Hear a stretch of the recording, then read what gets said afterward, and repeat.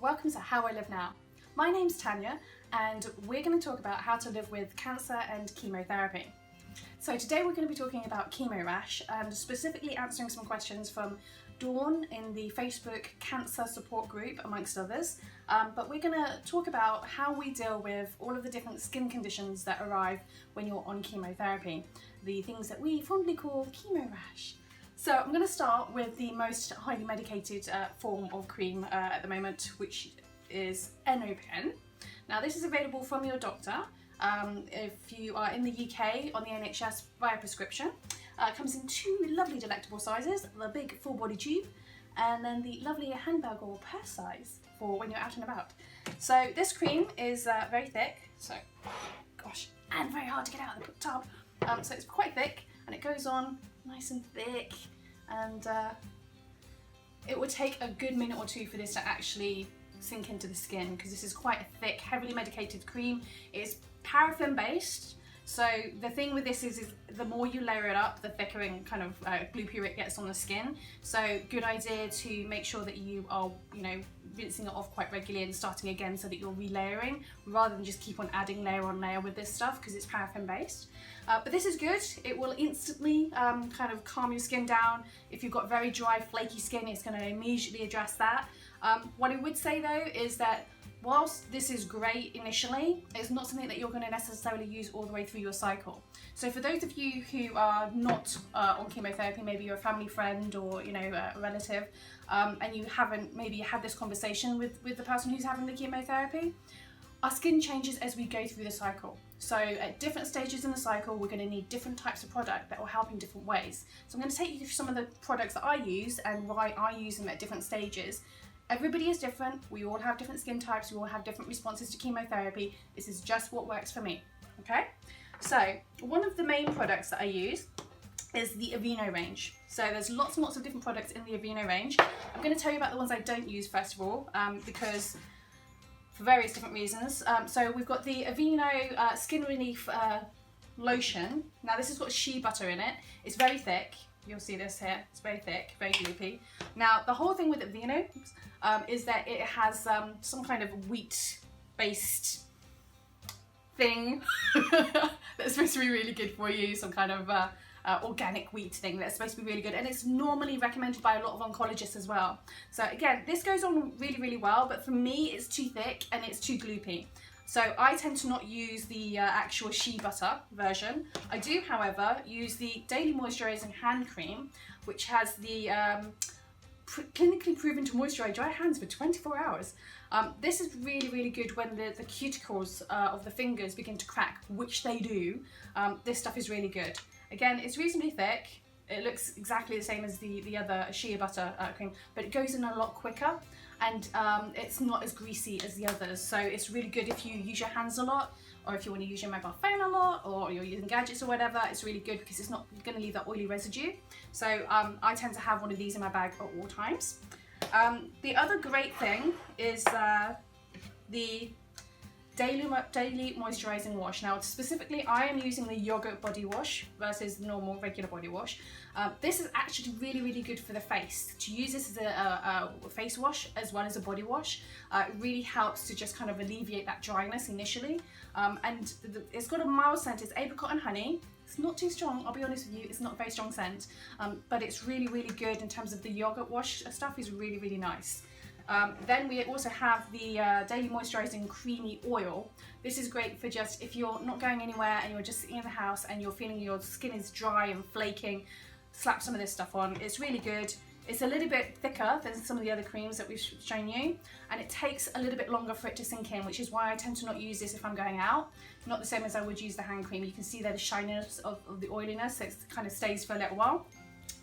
And then we've got the other showering products. So I personally am using the Aveeno Skin Relief Soothing Shampoo. Now the reason is, you'll see on my face I've got a lot of residue from kind of acne style spots, which happens with the chemotherapy. Now I've got antibiotics from my doctor which helped that to go down quite a lot, but what we have to remember is it's not just on the face, it's also on the scalp. So your scalp gets really dry, and again you can have a lot of spots on your scalp that can be quite painful. So this really helps to calm that down. Now coming out of the shower, I use 2 different products depending on where I am in my cycle. If I am still quite early on week 1 of my cycle, so I'm on a 2-week cycle, during week 1 of my cycle, I will use Johnson's Baby Oil products. So these are really, really good for immediately after I've showered. Before I towel dry, while I'm still in the shower and wet, I will use this, which is the Johnson's Baby Oil Gel, not to be confused with actual Johnson's Baby Oil. 2 different things. This is much, much thicker. I'm not going to take it out of the bottle because it's actually quite thick. And it's very like a gel, and you put that on while you're still wet, and that will form a barrier to lock in the moisture. And it's really good for immediately after you've showered. Once I'm out of the shower and I've towel dry, what I will then do is actually put on a layer of this stuff as well, which is the regular baby Johnson's Baby Oil. Both of these products are the ones that have the aloe vera because it really does help when you've got the dry skin. So I basically am using this as a first layer immediately after I've washed and I'm wet, and then once I've towel dried, I'm using this as another layer to go on. This will keep me moisturised for at least 24 to possibly 48 hours during my first week of the cycle.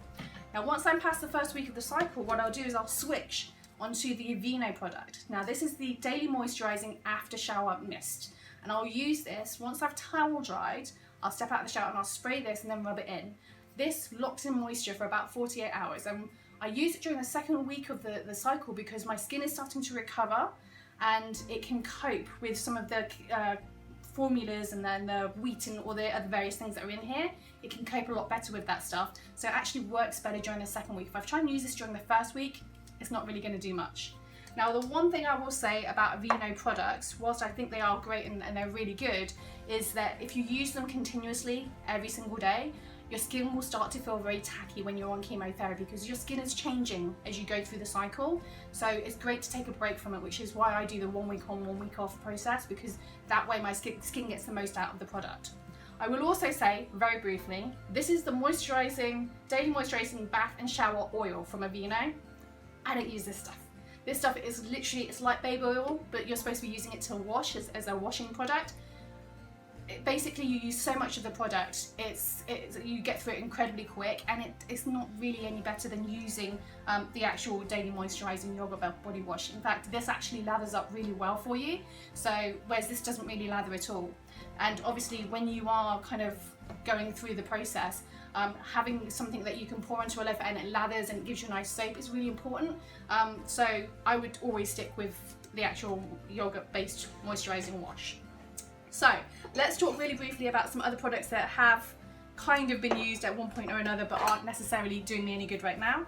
What I would say is that Dove's shower mousse with the Argan oil in it, really, really good before I started chemotherapy. Post-surgery, this stuff was magic. So if you're having surgery and you haven't started your chemotherapy yet, definitely worth a try. It foams up, it's a nice big foamy thing that you can dump onto a loofah or a sponge, and it really does help to soften the skin.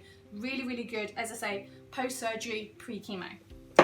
Other products that I have tried are the Sanctuary Spa products. Now this is particularly the hand cream, but there's also a moisturising lotion that you can use when you're still wet directly out of the shower. Again, this was great post-surgery but pre-chemo. Once chemo started, this really wasn't working for me at all. But these are really good products if you're still pre-chemotherapy. Now, I will say that there are also various oils and things for the hair. Argan oil, tried it. It's not really going to help your hair, to be honest. I know that there's still hair here, better than most, I will say, but this doesn't really do much apart from for styling. Then we've got the Aussie 3 Miracle Oil, which has macadamia nut oil, safflower seed oil and coconut oil.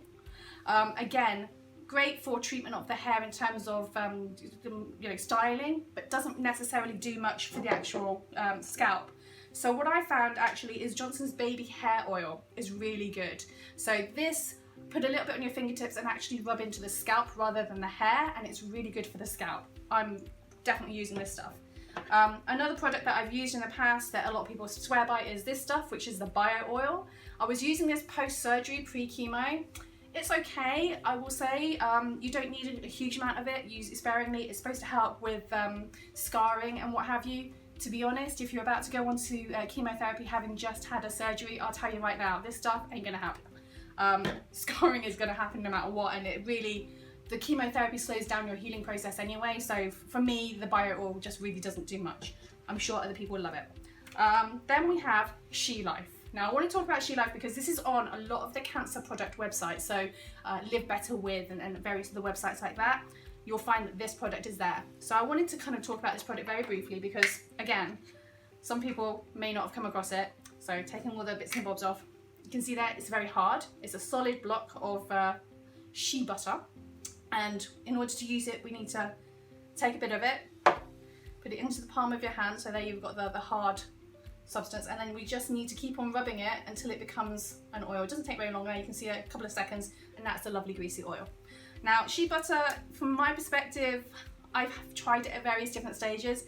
It doesn't really do a huge amount for me, apart from leave a lovely oily mess that doesn't kind of go away for quite a while. So if you're using any kind of technology, computers, any kind of phones or anything like that, this is not the best product in the world. So I've been avoiding this one like the plague.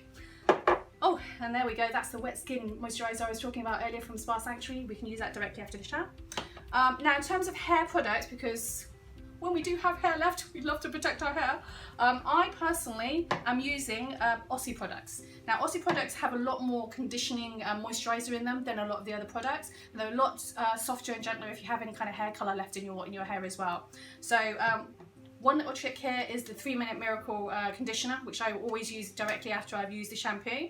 And then I will use the air foam conditioner after that. And it really does help to lock in all of the moisture that's left in your hair. And then also I use the conditioning spray. Now this is leave-in spray. So once you wash your hair and it's still wet, just spray this stuff in and leave it there and it's great. I also use this on the day of chemotherapy. Because I use a cold cap, I'm not saying the cold cap necessarily has helped me keep my hair, but you never know. But what I will do is instead of using water with the cold cap, I will use this stuff instead. So again, it just helps to keep all that moisture in the hair, and as well, because you're not going to wash your hair for maybe a couple of days after you've done the chemo, it's good to use that stuff as well. Now, last word, I'm going to talk about Out and About, because there are a couple of products that I do use for Out and About, because you'll know, once you've started chemotherapy and you've got all of your lovely medications, everything has a side effect. So in the roulette of side effects, one of the main things is your sensitivity to sunlight, especially if you're taking lots of anti-sickness medication for your nausea. So you need to protect yourself when you go outside because, hey, there's a lot of sunlight even when it's cloudy. So I'm using the Garnier Amber Solaire products. I use the protection lotion, 50+ SPF is the base that I would use if I'm going to go out and about. This is the basics for what I use. However, let's face it, when you are feeling a little bit crap and you don't really want to spend time rubbing lotion on yourself, I use the Kids Sensitive Advanced 50 SPF. Now this is actually specifically designed for people who have sunlight sensitivity, and it's a spray. So I use this, I just spray it on there and give it a quick rub in, and this is a lot easier to put on than necessarily the pure cream. Once I'm out and about, I'll then use the Clear Protect, which is a spray. Pop this in the handbag, and if I need to top up while I'm out, I'll use this. So this is the stuff I'll use to make sure that I'm protecting my skin when I'm out and about. So that is a quick snapshot of a lot of the products that I've been using during this process. Hopefully that helps you to save some money and some time and some effort. But give us your feedback, let us know your thoughts. If there's other products you want me to talk about or tell you my experience with, by all means, let us know in the comments below. Remember, if you enjoy this content, don't forget to like and subscribe. But thank you for joining us on How I Live Now.